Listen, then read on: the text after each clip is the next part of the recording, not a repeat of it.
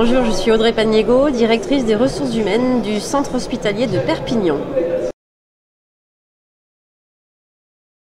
Alors j'ai eu la chance d'avoir été invitée afin de pouvoir participer à une table ronde sur les démarches innovantes en matière de qualité de vie au travail.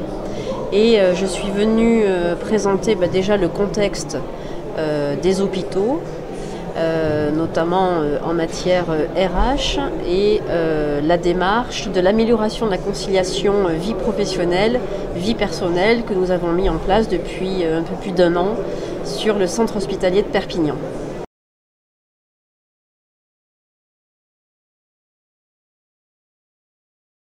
Le monde change, le monde a changé, notamment après la crise sanitaire, et il nous a semblé important de pouvoir analyser et étudier les conditions de travail, notamment des hospitaliers, au regard d'un taux d'absentéisme qui avait fortement évolué. Nous étions passés d'un taux moyen de 8% à 12%. Il nous semblait nécessaire, voire indispensable, de travailler sur l'amélioration des conditions de travail.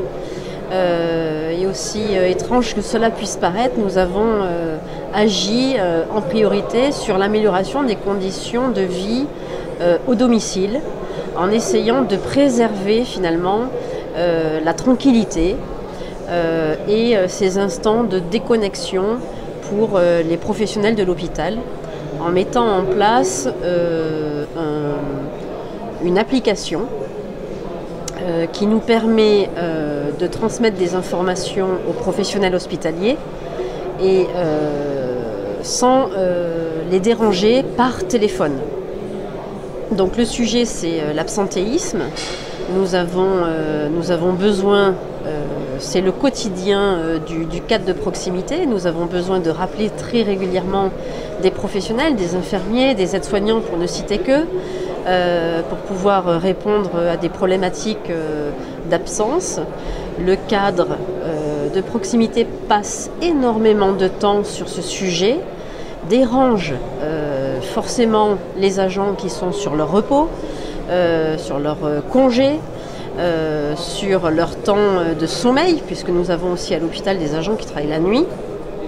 Et l'idée de cette application, c'est de pouvoir envoyer un message, une alerte, si l'agent se déclare disponible, et répondre favorablement ou pas sur sa disponibilité et prendre donc cette vacation en heures supplémentaires.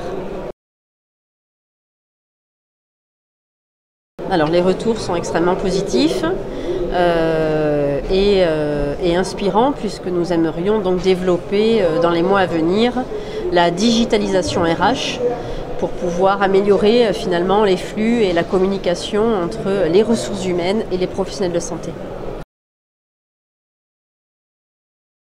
Un message important qui me semble important, on parle beaucoup d'attractivité, de fidélisation. À mon sens, il faut travailler sur ces thématiques en abordant la problématique des conditions de travail, des conditions de vie au travail, et oser innover, parce que le monde des RH est un monde extrêmement cadré par une réglementation robuste, parfois contraignante, mais il y a plein de chemins de travers sur lesquels il faut oser aller pour innover, et c'est comme ça qu'on peut donc se différencier.